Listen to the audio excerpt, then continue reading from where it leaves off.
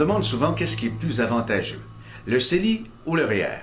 Ça dépend d'une foule de choses. C'est bien de se faire accompagner dans sa démarche par un bon comptable ou encore un fiscaliste ou son conseiller financier indépendant. Mais pour arriver à une conclusion, fiez-vous sur votre taux d'imposition. Si vous ne payez pas beaucoup ou très peu d'impôts, le CELI est certes plus avantageux pour vous. Pourquoi? Parce qu'évidemment, en contribuant dans un REER, on a une déduction d'impôts. Si vous ne payez pas ou peu d'impôts, il n'y aura pas de déduction. Mais c'est très important, lorsqu'on vient à sortir les sommes de son REER, elles sont imposables à son taux d'impôt effectif, son taux marginal, puisqu'il est rajusté lorsque la fin d'année arrive.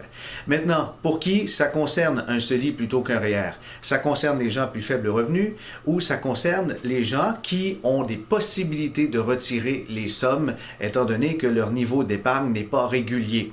Ainsi, un travailleur autonome, un artiste ou encore quelqu'un qui est appelé à faire de nombreux déplacements ou dont l'emploi est incertain, privilégiera certainement le CELI au détriment du REER.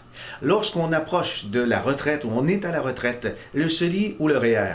Là, ça dépend aussi encore des revenus, mais une chose est sûre, selon l'Institut CDR, on estime que si on vit seul, le CELI peut être plus avantageux si on a des revenus plus importants à la retraite que dans sa vie active. Mais tout ça reste à vérifier avec votre spécialiste des produits de placement ou encore votre comptable.